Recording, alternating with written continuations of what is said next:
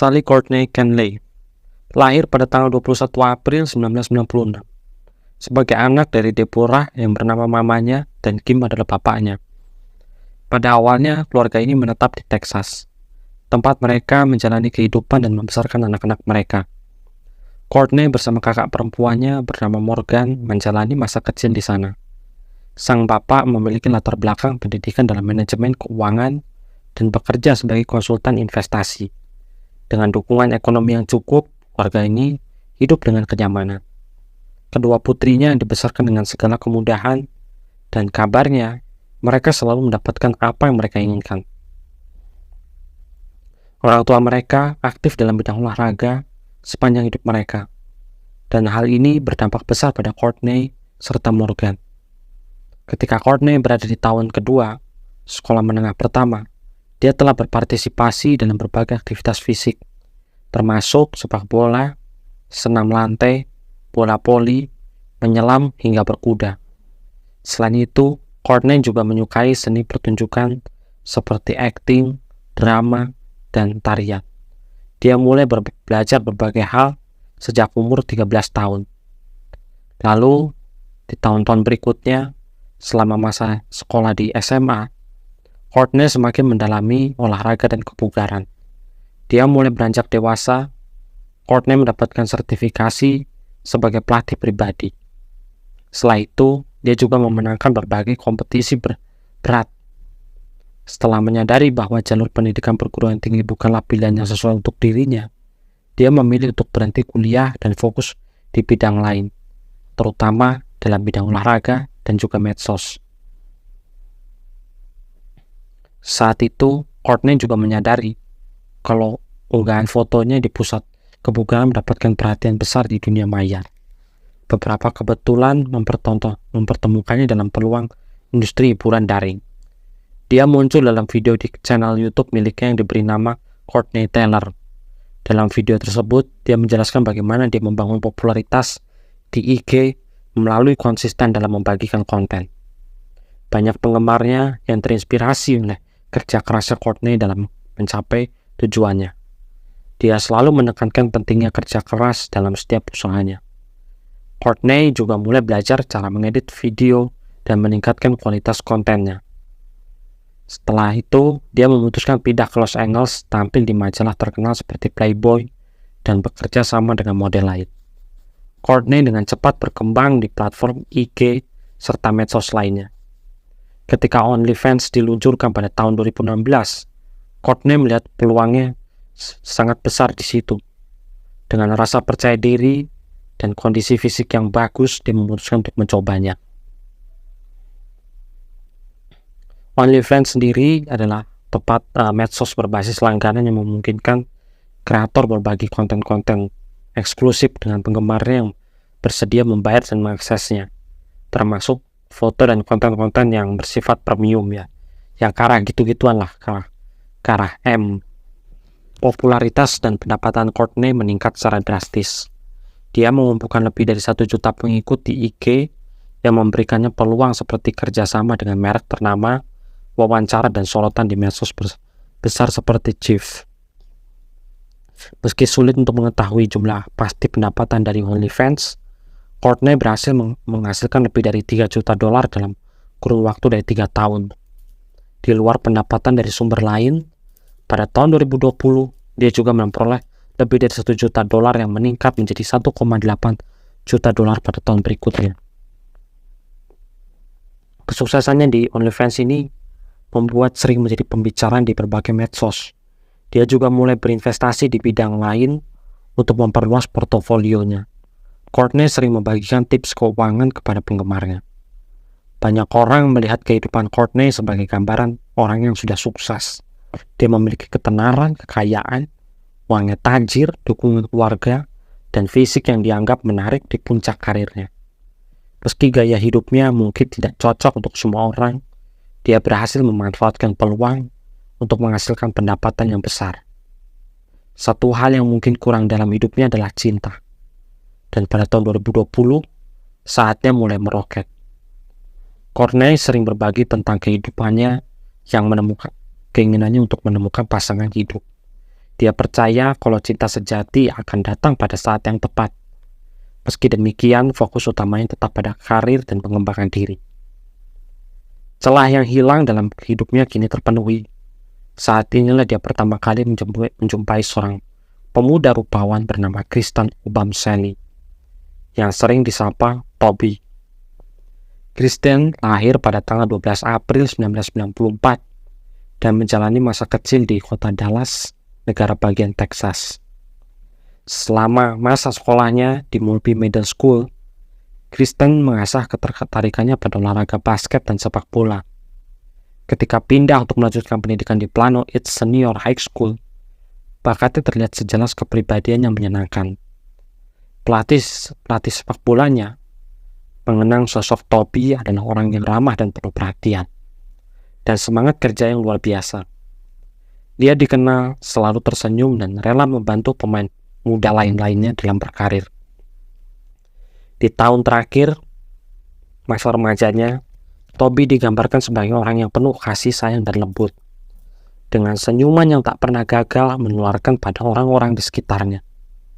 Dalam hal pekerjaan, ia bercita-cita meraih penghasilan besar melalui investasi kripto. Selain itu, ia juga mulai merambah ke dunia saham di usia muda, yang membuat banyak orang terkejut dengan keahliannya dia. Dia bahkan berhasil menggabungkan kedua bidang tersebut untuk meraih pendapatan yang membuatnya hidup dalam kenyamanan. Kristen jatuh hati pada Courtney sejak pertama pertemuan mereka, dan perasaan itu tampak terbalaskan. Dalam beberapa minggu, mereka menjalin hubungan yang sangat dekat. Awalnya, teman-teman mereka melihat hubungan itu dipenuhi dengan rasa romantis baik tawa dan kesenangan. Namun, beberapa bulan kemudian, suasananya berubah drastis. Hubungan tersebut berkembang menjadi sesuatu yang suram dan misterius. Mereka yang mengenal Toby sebelumnya dia bertemu Courtney memperhatikan perubahan yang mencolok pada dirinya. Dulu penuh energi dan cerdas. Kini dia sering tampak stres, terbeban, dan menarik diri dari lingkungannya. Perubahan itu beralasan karena Courtney menunjukkan sikap yang sangat mengontrol dalam hubungan mereka. Dia sering marah-marah karena hal kecil membuat Toby menjauh dari teman-temannya. Dalam beberapa waktu, perilaku Courtney mulai mengarah pada kekerasan fisik. Awalnya berupa tamparan ringan di bahu, namun kemudian berubah menjadi lebih parah lagi. Sebagai tambahan, Toby membuat keputusan untuk bekerja sebagai asisten, menghabiskan hampir seluruh waktu di sisinya. Sementara Toby berusaha menikmati peran itu. Kekerasan dan perlakuan buruk Courtney terus menjadi beban dalam hidupnya. Selain masalah ini, Courtney juga sering mengunjungi bar dan klub malam di pusat kota Austin. Sering waktu, kebiasaannya meminum alkohol pun juga meningkat. Begitu pula ketergantungannya. Itu mungkin menjelaskan kalau beberapa luapan emosi yang diarahkan pada Toby. Namun, itu tidak membenarkan tindakannya yang mencakup dua dakwaan. Pada Juli 2021, polisi dipanggil karena Courtney melempar gelas ke kepala Toby saat mereka berada di Las Vegas. Ketika diinterogasi,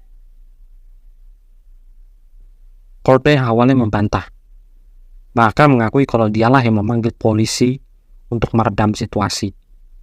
Namun kenyataannya, ia mengaku sebelumnya melempar benda-benda seperti gelas dan piring ke arah Toby yang tidak dapat diabaikan. Meski begitu, Toby tetap menolak mengajukan tuntutan, bahkan memohon agar Courtney dibebaskan. Pasangan ini akhirnya merencanakan untuk meninggalkan Texas dan memulai hidup yang baru. Toby sempat pengen pindah ke London, sementara Courtney lebih memilih Miami. Courtney dengan penghasilan besar yang dimilikinya menyewa apartemen mewah di sana. Unit itu berada di lantai yang tinggi dengan 3 kamar tidur, 3 kamar mandi, dan pemandangan indah yaitu Teluk Biscayne. Namun biaya sewanya sangat mahal, mencapai $10.000 per bulan. Courtney sering menyombongkan diri bahwa dia mampu membayar semuanya sendiri, bahkan mengancam akan mengusir Toby jika dia tidak menurut. Seiring waktu, perilaku Courtney semakin memburuk setelah pindah ke Miami. Dia menjadi orang yang tetap di klub dan bar lokal, dan kebiasaan buruknya kembali muncul. Kejadian-kejadian ini mencapai puncak ketika Courtney mulai bertindak lebih agresif, merusak barang-barang, menghina Toby, dan bahkan menggunakan kata-kata kasar bernuansa rasis. Toby yang pernah menjadi sosok yang penuh semangat dalam kehidupannya kini terjebak dalam hubungan yang rusak baik secara mental maupun juga secara fisik. Letupan emosi Courtney menjadi begitu parah hingga pada suatu waktu, setelah menghancurkan seluruh isi apartemen di Miami, dia memaksa Toby untuk pergi. Sebagai bentuk penyelesaian, dia melempar semua pakaian Toby keluar balkon. Namun, Courtney menyadari kalau tindakannya keliru. Setiap kali kejadian seperti itu, dia selalu meminta maaf dengan memberikan hadiah-hadiah mahal. Dalam satu kejadian, dia mencoba mengganti kesalahannya dengan membeli satu set koper merah untuk menggantikan pakaian Toby yang telah rusak. Dengan hadiah tersebut tentu tidak murah, menghabiskan biaya lebih dari $10.000. Lalu di bulan November 2021, terjadi insiden yang lebih serius lagi. Dalam luapan amarah, Courtney menusuk kaki Toby. Meski keesokan harinya dia tampak menyesal, sikap itu hanya bertahan sebentar. Dalam sebuah chat WA-nya yang ditemukan, Toby menulis hal yang paling membingungkan adalah, "Kemarin ketika kamu menusukku, aku tetap bangun.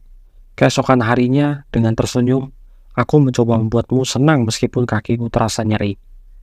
Dalam pesan lainnya yang dikirim pada Maret 2022, dia berkata kalau jika cintanya ini akhirnya akan menghancurkannya. Bagaimana jika pisau itu melukai wajah saya? Hubungan mereka seringkali terputus dan disambung kembali selama 2 tahun terakhir. Namun, pada bulan Maret 2022, hubungan itu mencapai titik terburuk. Meskipun mereka baru saja pindah ke apartemen baru, pihak kepolisian telah dipanggil berkali-kali dengan lebih dari selusir laporan sebelumnya. Courtney menjadi semakin mengancam. Seringkali mengancam akan mengusir Toby dari tempat tinggal mereka setiap kali ada konflik. Pada pekan terakhir Maret, dia bahkan meminta ibunya tinggal sementara, berharap itu akan membantu Toby meninggalkan apartemen. Pada awal April, ibunya kembali lagi ke rumahnya sendiri, meninggalkan Courtney dan Toby untuk menyelesaikan konflik mereka. Namun, ini hanya memperparah keadaan. Pada malam tanggal 4 April, staf gedung apartemen memanggil pihak kepolisian lagi setelah melihat pertengkaran besar di antara keduanya. Pada awalnya, Courtney meminta agar pihak berwenang tidak usah ikut campur. Tetapi begitu mereka tiba, dia dengan cepat mengubah pernyataan. Dia tampak sangat emosi dan tak bisa dikendalikan lagi. Seringkali menyela percakapan dan memberikan keterangan yang bertentangan. Pada akhirnya, para petugas tidak dapat memberikan perintah dan perlindungan secara langsung dan menegaskan kalau penyelesaian harus dilakukan di pengadilan. Interaksi ini menggambarkan hubungan mereka yang penuh masalah dan menunjukkan pola perilaku Courtney yang semakin mengkhawatirkan terhadap Toby. Lalu pada hari yang penuh badai di bulan April 2022, sekitar pukul 5 sore, ketika matahari mulai terbenam, panggilan polisi menerima panggilan lagi yang sangat mengerikan. "Bu, dengarkan saya. Anda harus berhati-hati, bertanya dan beritahu saya alamatnya. Saya terluka. Pisau itu menembus lengan saya. 3101, saya tidak bisa merasakan tangan saya dan pasangan saya yang sekarat." Begitulah suara panik terdengar dalam panggilan telepon itu. Operator berusaha keras mendapatkan lokasi insiden. Segera setelah itu, petugas polisi dan para medis dikerahkan ke sebuah alamat di North East 7th Avenue. Di sana, mereka menemukan pemandangan yang sangat mengejutkan. Christian tergeletak dengan luka tusuk di perutnya. Darah mengucur keras dan dia terdengar mengatakan kalau dia tidak bisa lagi merasakan tangannya, seolah menyadari ajalnya sudah dekat. Ketika petugas tiba, mereka menemukan lukanya terbaring dalam pelukan Courtney. Jejak darah ditemukan di berbagai tempat, termasuk dapur, kamar tidur utama, kamar mandi, dan bagian belakang ruang tamu. Menunjukkan kalau Christian telah mengalami pendarahan hebat dalam waktu yang cukup lama sebelum bantuan tiba. Di luar apartemen, Courtney berlumuran darah tampak duduk di lantai sambil mencium anjingnya dengan sikap yang tidak wajar oleh para saksi mata. Christian segera dibawa ke rumah sakit dalam keadaan kritis karena kehilangan banyak darah. Courtney yang mengaku kalau dialah yang telah menikam Christian langsung ditahan dan dibawa ke kantor polisi untuk diminta keterangan. Menurut penuturan Courtney, pagi itu dimulai dengan damai setelah pertengkaran mereka sehari sebelumnya diselesaikan. Christian keluar dari apartemen sekitar pukul 1 siang untuk menenangkan diri. Dia menghabiskan waktu berbicara dengan ibunya melalui telepon, mencuci pakaian, dan melakukan aktivitas sehari-hari. Sementara itu, Courtney menghabiskan sebagian besar sore hari menonton streaming YouTube dan melakukan siaran langsung di medsos. Namun, keadaan berubah saat Christian pulang sekitar pukul 4:30 sore dengan membawa makanan cepat saji. Courtney yang merasa kesal dengan Christian menghentikan berbagai lokasi langsung di aplikasi pelacak. Marah besar, ketegangan meningkat ketika Courtney meminta Christian untuk berbagi kembali lokasinya. Tetapi permintaan itu ditolak. Di sisi lain, selama interogasi, Courtney memberikan gambaran yang gak konsisten tentang bagaimana pisau itu dilempar. Pada satu momen, dia mengatakan kalau dia mengayunkan pisau dari atas kepala, tetapi dia memohon dia menyebutkan kalau dia hanya melemparkan secara refleks. Namun, alih-alih segera menghubungi layanan darurat, Courtney malah menelpon ibunya terlebih dahulu. Diduga dia menghabiskan 13 menit berbincang dengan ibunya sebelum akhirnya menelpon 911. Waktu yang terbuang itu menjadi sangat berharga. Sementara Christian terus kehilangan darah. Courtney juga mengakui kalau dia tidak punya waktu untuk menyusun cerita. Tapi ini justru menimbulkan kecurigaan lebih lanjut. Jika dia tidak bersalah dan benar jujur, dia seharusnya tidak perlu berpikir panjang untuk memberikan penjelasan. Panggilan polisi yang terjadi malam sebelumnya sama sekali tidak memiliki dasar yang jelas dan malah mengarah pada resepsionis yang hanya berusaha menimbulkan masalah. Sekitar 2 jam setelah diwawancara, diketahui kalau Toby tidak berhasil selamat pada malam itu. Setelah tiba di rumah sakit sekitar pukul 5 sore, Toby akhirnya meninggal akibat luka-luka parah. Bahkan dalam momen itu, suara Courtney masih dipenuhi rasa takut yang mendalam. "Kami harus memberitahumu kalau Christian tidak berhasil bertahan," kata seorang petugas. "Jadi Christian meninggal?" tanya Courtney dengan kaget. "Bolehkah saya memeluknya?" Dengan nada cemas, dia pun menahan tangisannya.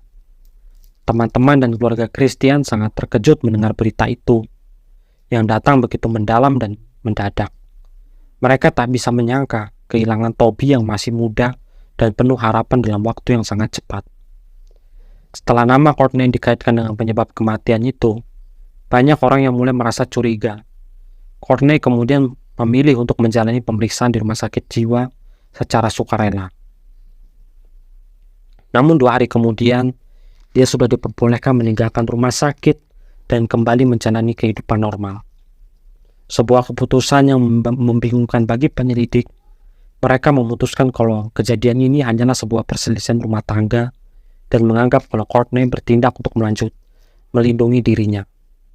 Oleh karena itu, dia dibiarkan pergi tanpa menghadapi pertanyaan lebih lanjut. Keputusan itu sangat mengecewakan bagi keluarga Toby, yang semakin yakin kalau pihak berwenang mungkin lebih memperhatikan hak istimewa yang dimiliki oleh seorang wanita muda kulit putih seperti Courtney. Setelah kejadian, Courtney kembali ke kebiasaan lama, termasuk mengonsumsi alkohol bersama bapak dan saudara laki-lakinya. Gak lama setelah itu, pengacara berhasil meyakinkan pihak berwajib kalau tindakannya adalah bentuk pembelaan diri terhadap Christian, yang seharusnya dianggap sebagai penyebab kematiannya sendiri. Dengan cerita ini diterima, Courtney dibiarkan bebas tanpa pertanyaan lebih lanjut. Namun, di balik semua itu, keluarga Christian tidak berhenti mencari keadilan. Mereka segera mengontrak pengacara yang melihat hubungan yang penuh gejolak dari perspektif yang berbeda. Dan setelah mengumpulkan bukti-bukti yang ada, mereka semua yakin kalau Toby adalah korban yang sesungguhnya. Tetapi, untuk mengungkapkan kebenaran, mereka harus melalui perjalanan hukum yang panjang dan melelahkan. Sementara itu, keluarga Toby membuka kampanye GoFundMe untuk membantu biaya pemakamannya. Sementara Courtney memilih untuk pergi ke Texas. Dia menghabiskan lebih dari $1 juta untuk membeli rumah mewah di sana, yang berada dekat dengan keluarganya, serta mentransfer uang lebih dari $1 juta ke rekening bapaknya sebagai langkah perlindungan. Meskipun kehidupannya tampak bergelimang harta, kebiasaan buruk Courtney justru semakin memburuk setelah kematian Christian. Dia akhirnya masuk ke pusat rehabilitasi di Hawaii untuk mengatasi kecanduan alkohol dan trauma psikolog. Namun kebiasaan buruknya kembali muncul setelah dia keluar dari rehabilitasi. Dia membeli rumah baru dalam keadaan mabuk dan kembali jatuh dalam pola hidup yang merusak dirinya. Setelah waktu yang panjang, badai yang telah membangunkan kekuatan akhirnya meledak pada tanggal 10 Agustus 2022. Ketika Courtney ditangkap dengan tuduhan penghabisan tingkat 2, jaksa penuntut menjelaskan kalau mereka membutuhkan waktu lama untuk menangkap karena hanya memiliki satu kesempatan untuk meyakinkan pihak berwenang. Dan mereka ingin memastikan kalau semua bukti yang diperlukan sudah ada.